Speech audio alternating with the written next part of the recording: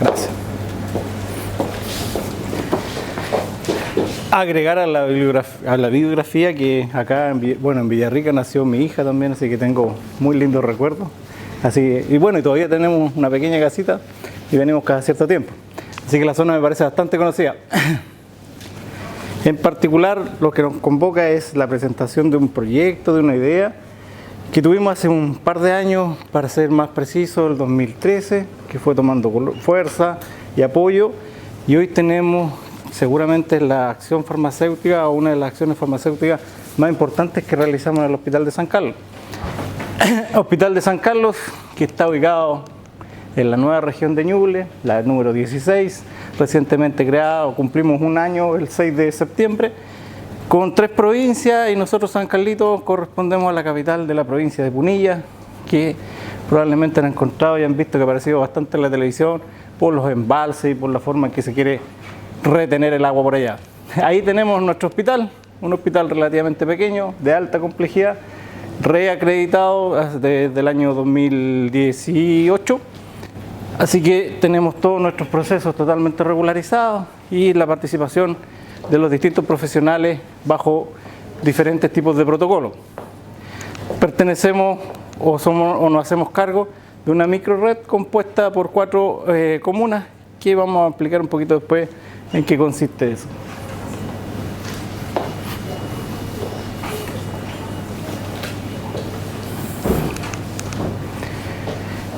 ¿Cuál fue, cuando participó, expuso Jorge, una de las preguntas justamente que yo señalé era de qué manera tú enfocabas o de qué manera hacías promoción o las ciertas actividades?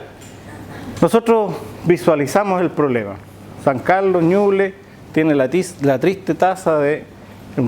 Tenemos una incidencia de patologías coronarias sobre 3 veces la tasa nacional, y obviamente eso nos conlleva a otros problemas para la atención de nuestros usuarios. Tenemos un gran número de pacientes, tenemos todavía el policlínico más importante de anticoagulantes orales, obviamente con la ruralidad que significa el sector, el traslado tanto físico y económico de nuestros pacientes, entendiendo que muchos de ellos son secuelados de algún accidente cerebrovascular específicamente. El otro inconveniente que presentamos o que visualizamos era la permanencia en el hospital. La mayoría de nuestros usuarios llegaban muy temprano en la mañana por un tema de las micros que llegan a esas horas y permanecían en promedio más de 6 horas en nuestro hospital, complicando las salas de espera, y obviamente eso iba de la mano que probablemente necesitaban alguna compañía, más todo lo que significaba el gasto de estadía, almuerzo, costear almuerzo y demás. Teníamos una muy mínima respuesta en caso de urgencia. Por ejemplo, si teníamos la sospecha de algún NR con un valor muy alto, debiésemos tomar la muestra y eso entrar a la rutina del laboratorio, en donde no nos aseguraba que la respuesta fuese de manera inmediata. Teníamos una información muy deficiente, de muy mala calidad y muy difícil de entender, que nosotros inclusive creamos el concepto del síndrome del carné, que un ratito más lo vamos a explicar. Y había una muy mala falla o falta de seguimiento. ¿Por qué? El paciente llegaba, tenía su examen, tenía que esperar, se sentaba en una salita. Cuando llegaban todos los exámenes del laboratorio al médico, empezaba a llamar, y una vez que le llamaba le decía, sabe que está alto o bajo, tiene que seguir este esquema y vuelva. Idealmente era 15 días o inclusive muchas veces era al mes de tratamiento. Entonces, todos estos antecedentes nos hicieron eco y presentamos un trabajo en las primeras jornadas nacionales de buenas prácticas replicables, en donde nos fue muy bien y obviamente eso nos sirvió de empuje para nuestra idea. ¿Qué presentamos nosotros? Que a través del sistema que proponíamos se disminuía de la hora de permanencia promedio de 6 horas a 1 hora el estadía en el hospital, con una variación del costo o del valor muy ínfima, porque disminuíamos la atención o la participación de ciertos profesionales, pero aumentábamos por otro lado el costo que significaba la medición capilar a través de un equipo. Entonces propusimos un sistema de automatización de control de INR para el Hospital de San Carlos. La otra complejidad que partimos como el 2012, estábamos post terremoto, con el hospital muy maltrecho, así que era muy difícil, producto de que obviamente los recursos estaban enfocados hacia la recuperación de infraestructura. Hicimos la evangelización que ya se ha mencionado, y bueno, nos fue bastante bien como les comentaba, en la jornada, y eso obviamente también nos sirvió de trampolín. ¿Cuál es el inconveniente? Para lograr un efecto farmacoterapéutico, como ya lo hemos señalado en las presentaciones, se deben conjugar varias actividades o varias acciones. Esto nos va a definir la respuesta. En el caso específico de los anticoagulantes, con los que partimos nosotros, que fue acenocumarol, se daban prácticamente todas estas condiciones de una manera muy compleja. Primero, porque ya lo mencionaron, un medicamento de alto riesgo. Segundo, un medicamento que se puede definir como un estrecho bastante complejo porque tenemos participación de ciertas variables genéticas que pueden aún no mejorar o complicar nuestra situación. Tenemos la interacción no tan solo de medicamentos, sino que tenemos la interacción de alimentos. Y eso es muy complejo en una población que es difícil de educar desde el punto alimentario. Contextualicemos que San Carlos es una zona rural. Entonces, decirle a un paciente que no tome mate, lo matáis. ¿De qué manera? No, porque empieza el dolor de cabeza y esto, otro. Y lo otro que te dice, no, si yo tomo con la hierba ladadita. Entonces, para ellos eso no es mate, sino que es tomar agüita. ¿No? Lo otro, también San Carlos es una zona por excelencia productora de vino. No estoy diciendo que nuestros pacientes consuman vino, pero consumen mucha uva, sobre todo en el tiempo de abril. Y la uva modifica y altera de manera significativa los valores de INR. Entonces nosotros en el tiempo hemos ido descubriendo algunas cosas y obviamente aportando en la educación específicamente de nuestros usuarios. Bueno, los anticoagulantes orales, nosotros partimos en el Hospital San Carlos solamente con acenocumarol. De ellos, seguramente ustedes ya lo han visto, interfieren en el mecanismo de la vitamina K, específicamente actuando sobre la carboxilación del paso de la vitamina del epóxido a la reducida. Y por acá también aparece el otro mecanismo de acción de warfarina, que fue el segundo anticoagulante que nosotros incorporamos. Teníamos en algunos casos una respuesta no muy apropiada con acenocumarol y tuvimos la posibilidad de incorporar warfarina con un éxito bastante importante. En este momento entonces nuestros medicamentos base para el tratamiento anticoagulante o para el programa anticoagulante son acenocumarol y warfarina, con algunas características que probablemente también ustedes conocieron, con alguna consideración de rangos de INR de acuerdo a la patología y de acuerdo también a la patología o la condición que estás tratando, se define por cuánto tiempo se va a incorporar el uso de estos anticoagulantes. Considerar, por ejemplo, los tiempos necesarios para que el producto o el medicamento en este caso tenga un efecto terapéutico y las dosis con las cuales nosotros tenemos que partir. Este es el síndrome del carné. Probablemente lo han visto, probablemente lo tienen más de algún familiar que en algún momento ha utilizado esta indicación. ¿Qué pasaba con el síndrome del carné? Si se fijan aquí va del 1 al 6. Y si tú ponías el número, esto es una llave de sol que dice un cuarto. Se debiese entender que entre el día 1 y el día 6 tiene que tomar un cuarto. ¿Qué entendíamos? Que solamente el día 3 y el día 4 tomaban un cuarto. Claro, no, por suerte no entendía 1 y 4. Entonces los valores que nosotros teníamos en el momento en que se utilizaba esta aplicación, por llamarlo así, eran totalmente distintos a lo que logramos con esta aplicación. Entonces, ¿qué pasaba? Que nosotros teníamos rango de pacientes o pacientes que necesitaban 20 miligramos por semana, 28 miligramos por semana, pero en el momento en que nos ajustamos cambiaron totalmente. Empezaron a aparecer muchos pacientes que con 4 miligramos, con 8 miligramos era más que suficiente para un control de un R relativamente estable. ¿Ya? Este es un sistema informatizado que funciona bastante similar o parecido a lo que es la toma de glicemia capilar. Bueno, también es una medición capilar, con la única diferencia que se demora 3 minutos en dar un resultado en vez de los 30 segundos o 15 segundos que se demora la glicemia. ¿Qué nos permite esto? Nos permite que a través de la conexión de este equipo a una base de datos, a un sistema, podamos emitir este tipo de calendario o este tipo de receta que nosotros ya la tenemos protocolizada como una receta electrónica, va con una firma digital que por ahí abajo aparece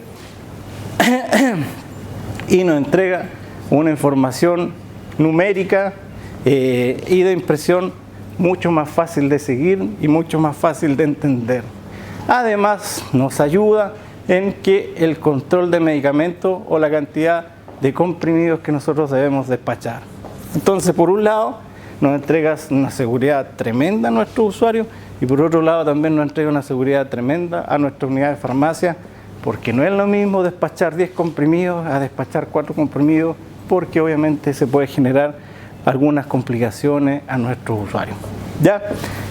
Entonces, cuando empezamos a administrar esto, o cuando empezamos a utilizar esto, nos cambió pero radicalmente la vida desde el punto de vista de la educación y desde el punto de vista de los resultados, porque ya no eran exactamente los mismos resultados.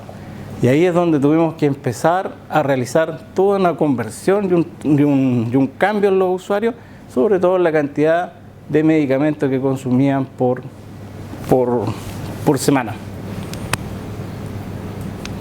¿Está presente este carnet todavía por acá o tiene un sistema informatizado? ¿Alguna? ¿Ah? Solamente los hospital de Tumaco. ¿Tiene informatizado? Sí. ¿Con software?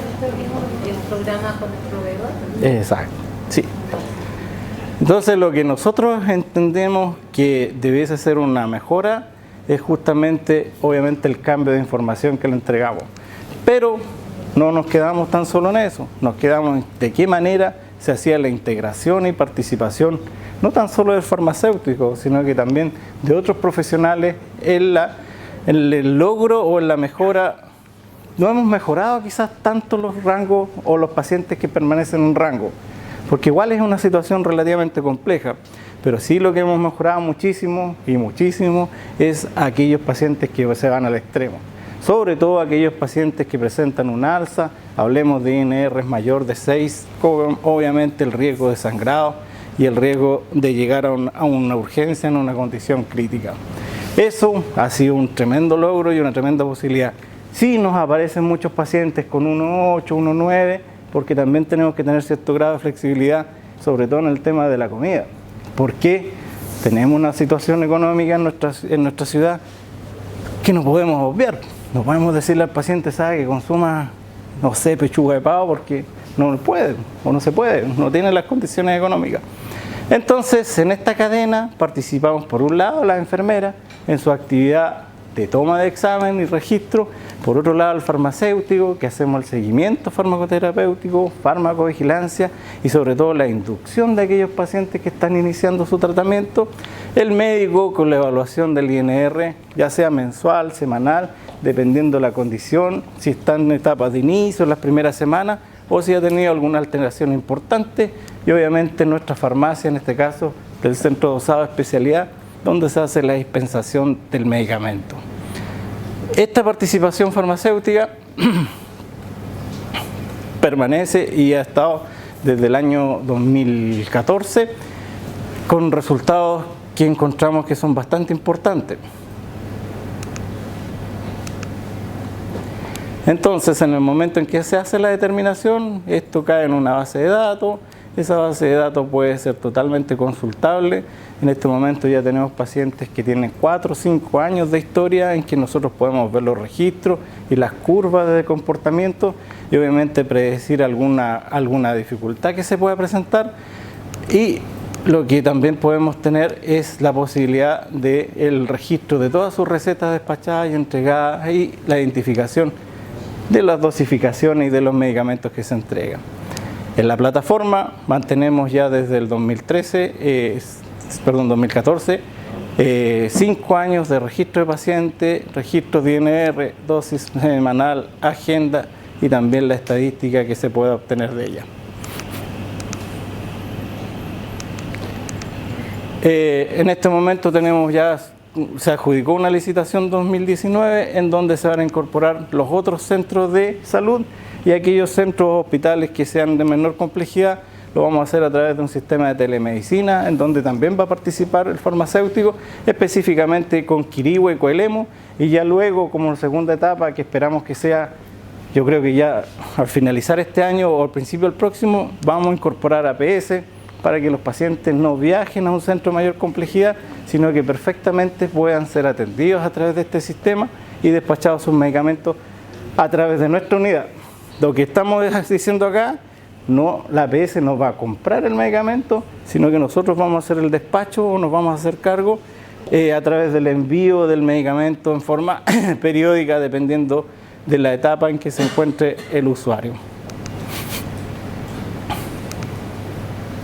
¿Qué ha permitido la incorporación del farmacéutico en el programa ETACO?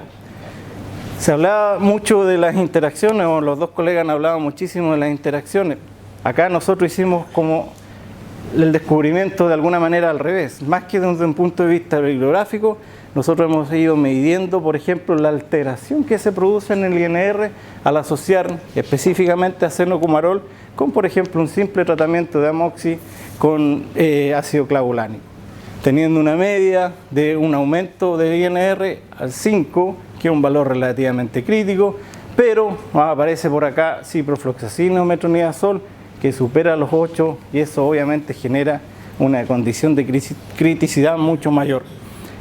¿Cuál es el inconveniente? Que no tenemos, lo que también se ha señalado en presentaciones anteriores, la posibilidad de realizar un conocimiento global de los tratamientos de nuestros usuarios. La conciliación farmacéutica no es posible en nuestro servicio. Entonces nos encontramos que con el simple hecho de asistir a APS o asistir inclusive a nuestra urgencia con una condición determinada, el paciente se va con un tratamiento de ciprofloxacino.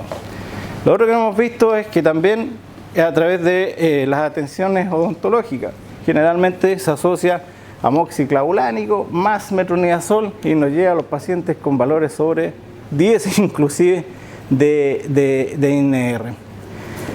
Entonces, esta información que hemos logrado con el transcurso del tiempo nos ha permitido capacitar también a nuestros médicos y a no tan solo médicos del hospital, sino que a los médicos de la red, en donde hemos ido creando ciertas pautas de acción o de atención. De igual manera, no sé si les ha pasado o se han visto, aquellos pacientes que tienen atención odontológica, existía, de acuerdo al médico, la suspensión del tratamiento. Algunos suspendían una semana, inclusive otros 2 semanas, realizaban la intervención, esperaban un par de días y después seguían con el tratamiento. Lo que veíamos nosotros es que había un promedio de 1 semana que el paciente no tomaba el medicamento. En algunas condiciones puede ser y quizás no tengan ningún problema, pero en otras condiciones es muy riesgoso. Lo que nosotros también hemos protocolizado, ya porque tenemos un protocolo de acción bastante interesante, es inclusive las atenciones de por ejemplo, algunas cirugías ambulatorias, de específicamente endoscopía e inclusive de colonoscopía tenemos protocolizado, atenciones dentales, todo en base a que se evite la mayor cantidad de tiempo en que el paciente esté sin su medicamento. Lo que hemos acordado específicamente con los odontólogos de nuestro hospital es que dependiendo de la condición en que queda el paciente después de su extracción se define si es necesaria o no la suspensión. Inclusive en muchos casos no hemos tenido ni siquiera que suspender, solamente los cuidados obviamente que corresponden después de realizar esto. Entonces, lo que nos hemos enfocado es en sobre todo la parte en donde el INR nos puede estar dando un llamado de atención en un mayor riesgo para producir una hemorragia y obviamente también en aquellos casos que se pudiese venir alguna formación de un trombo, que también sería una condición bastante complicada.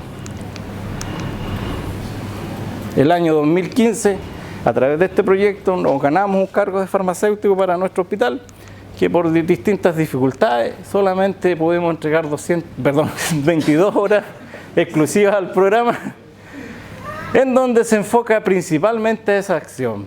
El diseño de horarios de administración de medicamentos, que es algo sumamente importante, como se señalaba también en pacientes con una polifarmacia tremenda. Tenemos que pensar que son pacientes que la mayoría ha presentado algún accidente cerebrovascular, pacientes diabéticos, hipertensos, en donde, claro, 10 medicamentos es relativamente fácil para ellos.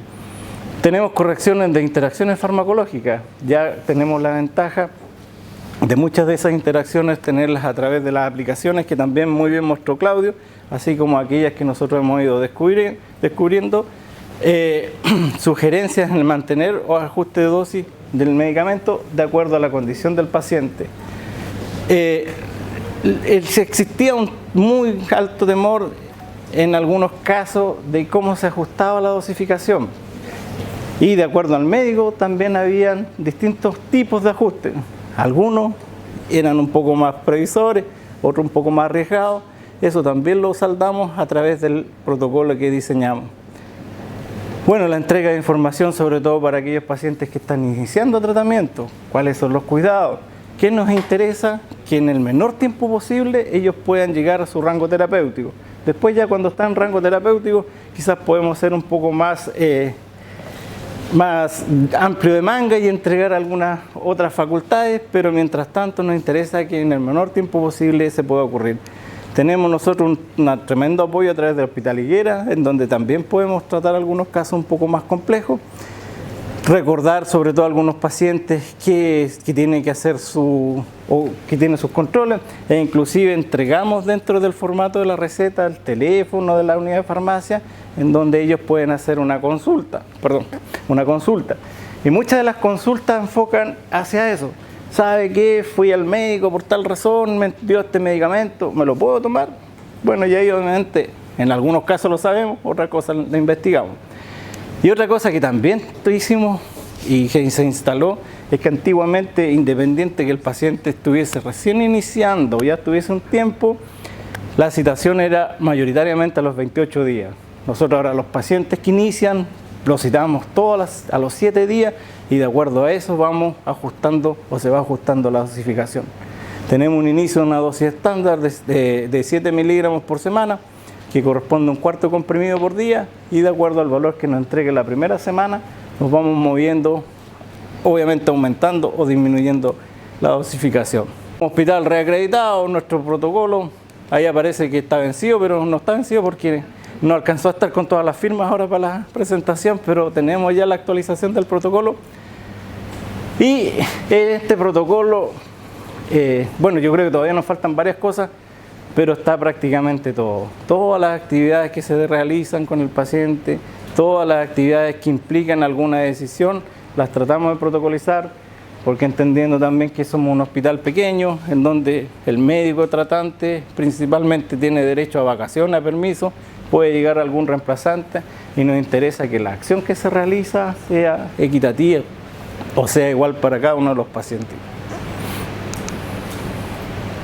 Como hospital pequeño, o que estamos creciendo, hemos tenido la llegada de muchos especialistas últimamente, específicamente médicos internistas, neurólogos, que vienen también lo conversamos, vienen con una formación en escuelas o en hospitales superiores, y obviamente quieren tratar de transmitir o replicar sus acciones en la escuela que tuvieron en el hospital que llega. Seguramente ustedes lo pueden ver a través del uso de antibióticos, pero lo que nosotros hemos hecho y hemos logrado es justamente de alguna manera frenar esas actividades, obviamente en función de cuáles son las características de nuestra población y cuáles son las condiciones de uso del medicamento. En el año 2016 incorporamos Rivaroxaban por una cosa totalmente distinta, que es en pacientes mayores, adultos mayores, que específicamente tenían alguna fractura de cadera, entonces era muy complejo el manejo con la heparina de bajo peso molecular, y se incorporó este medicamento.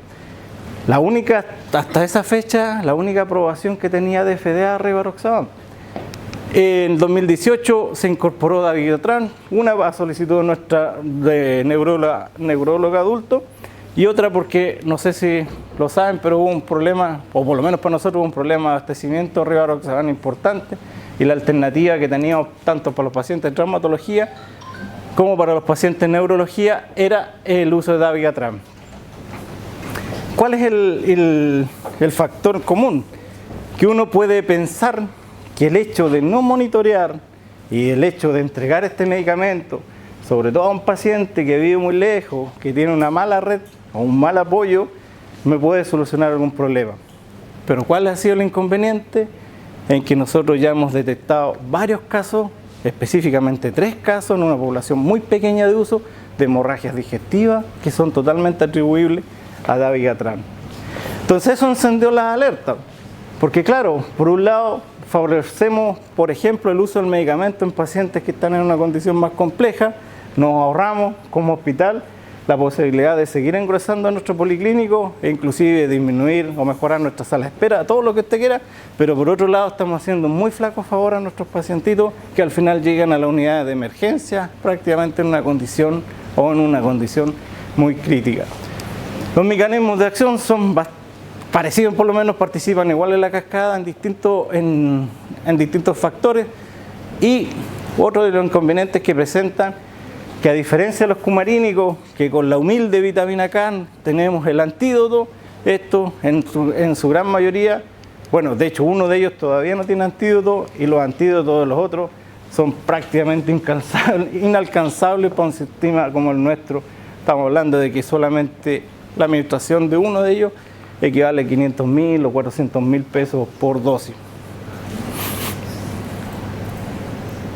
Entonces, lo que debemos considerar acá es que uno pudiese pensar, claro, me ahorro toda la monitorización, que es algo totalmente espectacular, pero lo que tenemos que tener claro es que todavía no existe en algunos casos aprobación para algunas condiciones, y segundo, que los efectos secundarios están totalmente presentes y no son tan inocuos como se proyecta. Entonces ahí ya tenemos también una ganancia como equipo clínico en que, por ejemplo, el uso de estos medicamentos se mantiene, pero en una población muy pequeña, y obviamente se mantiene también el monitoreo en ellos. Y aquí hay una cosa relativamente sencilla. Nosotros apostamos o tenemos la historia en que en promedio la dosificación de uso de acenocumarol se mueven entre 1/4 a 1 comprimido por día. ¿Ya? Si lo llevamos a un mes, equivale como a 375 pesos el tratamiento de oracenocumarol. Solamente el medicamento. Y eso no equivale, supongamos, 300.000 pesos para redondear la cifra en un policlínico que estamos prácticamente con 700 pacientes en este momento. Si hacemos la extrapolación de los mismos valores a warfarina, nos aumenta un poco más. Considerando, si tuviésemos los 700 pacientes con warfarina, tendríamos una inversión o un costo de 5 millones, y así sucesivamente, en donde ya las cifras empiezan a crecer de forma bastante significativa. A los dos primeros, específicamente, debemos asociar el uso de la cinta. Me refiero a las mediciones de su INR. Si consideramos el uso máximo, que en promedio o para todos los pacientes fuese 2 veces, que no ocurre así en algunos casos, claro, medimos 3 o 4 veces en el mes, pero en la gran mayoría de los pacientes solamente una vez, estamos hablando de un valor más medio de 3,5 millones. Entonces, para un sistema en donde la economía o la farmacoeconomía es bastante importante, no podemos desestimar el valor que tiene para nosotros el uso de un medicamento que puede ser muy bueno, puede ser muy malo, dependiendo de la mirada que se dé, pero es sin duda el mayor probado, el que tiene mayor prueba en nuestro hospital, y por lo menos nosotros creemos que sabemos muchísimo de él.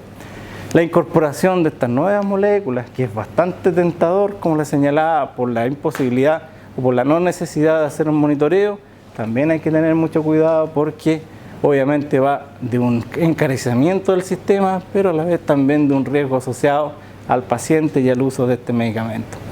Entonces ahí tenemos que jugar un poco con lo que es las posibilidades económicas como centro y obviamente los costos-beneficios que tenemos para cada uno de nuestros usuarios. ¿Tienen ustedes los nuevos anticoagulantes? No. Nadie lo tiene. Solo warfarina va a ser ¿cierto? Nada. ¿Y cuántos pacientes tienen en el policlínico? O no sé, Más de 1000 deben ser. Una consulta, eso, Dabigatran y Rivaroxaban, ¿lo plantean como un tratamiento permanente? Porque yo me acuerdo, por lo menos en el caso de donde yo vengo, se planteó como un tratamiento en el periodo postoperatorio de trauma, ¿no? Claro, no. Y lo comparaban con usar heparina de bajo peso molecular. Sí. No, yo estoy hablando solamente de anticoagulación, no posoperatoria, yo estoy hablando de fibrilación auricular, ¿cuánto llamo? Del listado de patologías que nosotros señalamos en una de las diapositivas.